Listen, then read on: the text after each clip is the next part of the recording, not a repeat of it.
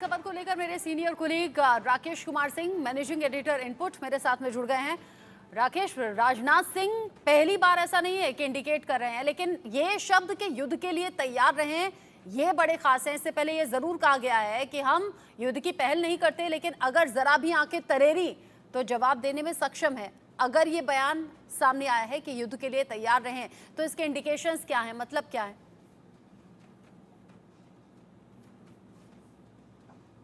देखिए, केंद्रीय रक्षा मंत्री राजनाथ सिंह का बड़ा बयान है और उन्होंने जिस तरह से शब्दों का इस्तेमाल किया है, रचना उसमें महत्वपूर्ण बातें समाहित है कि भारत हमेशा से शांति का पुजारी रहा है और रहेगा। उन्होंने कहा कि वर्तमान वैश्विक हालातों को देखते हुए मैंने सैन्य कमांडरों को कहा है कि हम लोगों को सदैव युद्ध के लिए तैयार रहना चाहिए। भारत दुनिया के एकमात्र देश है जिसने वसुधैव कुटुंबकम का संदेश दिया है। भारत ने हमेशा शांति की वकालत की है, लेकिन जो वैश्विक परिस्थितियां हैं उसे देखते हुए आर्मी कमांडर्स को साफ तौर पे कहा गया है कि विश्व में शांति स्थापना के लिए स्वयं भारत में शांति तत्पर रहना चाहिए। उन्होंने नाम तो नहीं लिया, लेकिन आप जो है स्थितियां हैं उसको उन्होंने जिक्र किया, चाहे उत्तर की स्थिति हो या आप जो उत्तर पश्चिम सीमा का है। तो ये तमाम चीजें हैं जिसको लेकर उन्होंने अप्रत्यक्ष रूप से स्थिति स्पष्ट की, लेकिन सबसे महत्वपूर्ण बात यह है कि जो हालात हैं उसको लेकर उन्होंने सैन्य कमांडरों को आगाह कर दिया है कि भारत को और सेना को पूरी तौर पर तैयार रहना चाहिए और इसी नजरिए से हमें देखना चाहिए, क्योंकि रचना सबसे जो इम्पोर्टेंट बिटवीन द लाइंस है उसमें साफ है कि हम शांति के पुजारी हैं, वसुधैव कुटुंबकम के हम समर्थक, लेकिन जो स्थिति है वैसे में हमारे सैन्य कमांडर को तैयार रहना चाहिए शांति स्थापित करने के लिए जरूरत पड़ सकती है। अच्छा, मुझे ये बताइए, जम्मू कश्मीर में जहां रह रहकर आतंकी गतिविधियों में इजाफा हुआ है, ये घटनाएं बढ़ी हैं, ऐसे में जब हमारी सेना के जवान भी शहीद हुए, ऐसे में देश भर से ये मांग उठी कि शहादत का बदला लेने का वक्त अब आ गया है, कोई बड़ा एक्शन होना चाहिए। क्या इन सभी बातों को ध्यान में रखते हुए ये बयान दिया गया होगा? क्या किसी बड़े एक्शन की तैयारी भी हो सकती है ये?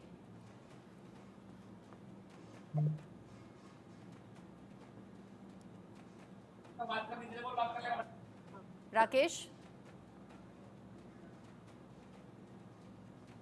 देखिए, रक्षा मंत्री राजनाथ सिंह अगर जो बयान दे रहे हैं उसके में होता है, और अगर इन्होंने जो बयान दिया है ये जरूर बातें कही गई है कि भारत विश्व शांति का समर्थक है, लेकिन इसमें जो बिटवीन द लाइंस है उसमें यही है रचना कि जिस तरह से चीन की स्थिति है, आप यानी चीन और पाकिस्तान जो चालबाजियां करते रहे, जो नापाक हरकतें करते रहे, अब हो सकता है उनका जवाब देने का वक्त हो, और इसीलिए रक्षा मंत्री राजनाथ सिंह के इस बयान को खास बताया जा रहा है इन हालात में। बहुत शुक्रिया राकेश कुमार सिंह आपका ये सभी जानकारी। बुलेटिन में बढ़ते आगे खबरें कुछ विस्तार से रुक करेंगे। जम्मू कश्मीर का आतंकियों के खिलाफ सर्च ऑपरेशन काफी तेज हो चुका है। थाना मंडी, खवास और राजौरी में ऑपरेशन चलाया जा रहा है। बड़े पैमाने पर सर्च ऑपरेशन चलाया जा रहा है। संदिग्ध गतिविधियों के बाद ये सर्च ऑपरेशन अब काफी तेज कर दिया गया है। बता दें कि संदिग्ध गतिविधियों की खबर मिली, जिसके बाद सर्च ऑपरेशन काफी तेज किया गया है। आतंकियों के खिलाफ ये सर्च ऑपरेशन अब काफी तेज हो चुका है। थाना मंडी, खवास और राजौरी, थाना मंडी और खवास राजौरी में ये सर्च ऑपरेशन अब काफी तेज जो है वो देखा जा रहा है।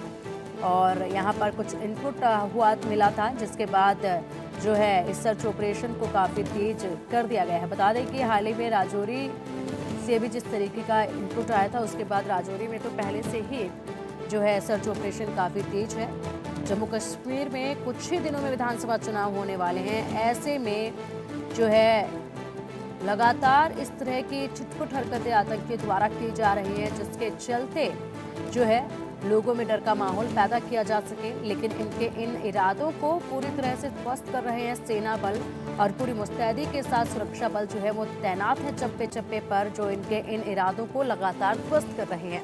अधिक अपडेट के लिए हमारे सहयोगी अजय हमारे साथ जुड़ गए। अजय, थाना मंडी, ख्वास और राजौरी में सर्च ऑपरेशन काफी तेज कर दिया गया है। कुछ गतिविधियों का इनपुट यहां पर मिला था, किस तरीके से सर्च ऑपरेशन चलाया जा रहा है, क्या अपडेट है? देखिए, लगातार पिछले एक हफ्ते से थाना मंडी, ख्वास और आसपास के जो जंगल के इलाके हैं वहां पर सुरक्षा बलों के ऑपरेशन जो है वो जारी हैं।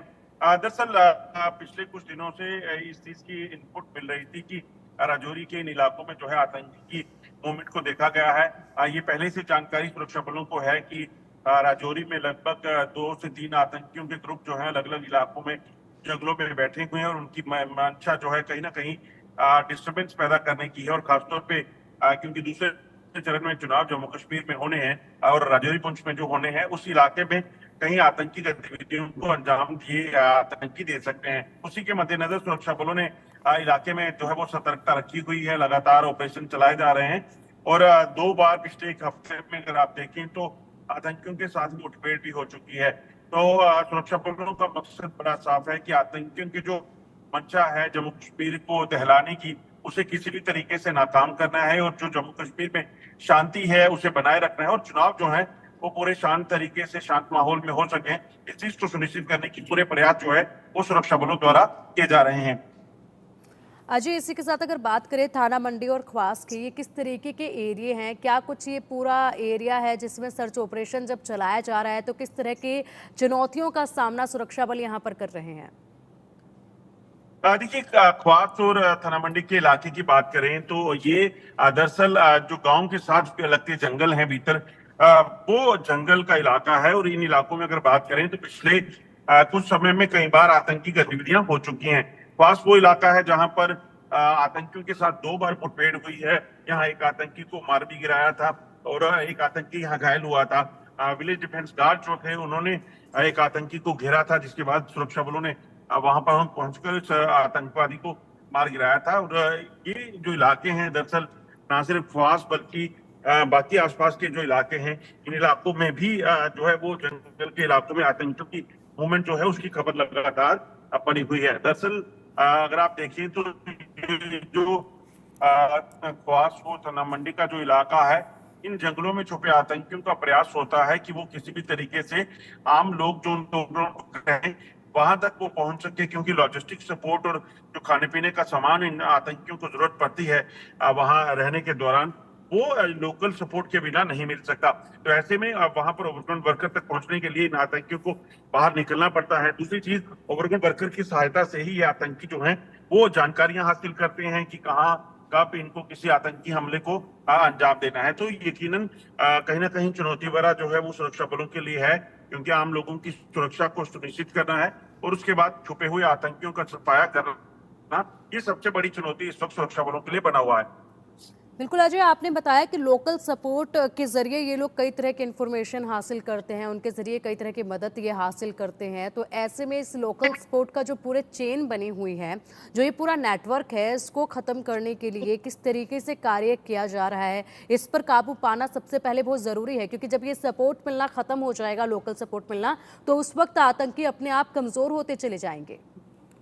बिल्कुल आप सही कह रही हैं, क्योंकि ओवरग्राउंड वर्कर का जो नेटवर्क है, इसी की सहायता से ये आतंकी जो हैं वो लगातार जम्मू के इन जंगलों में बैठे हुए हैं।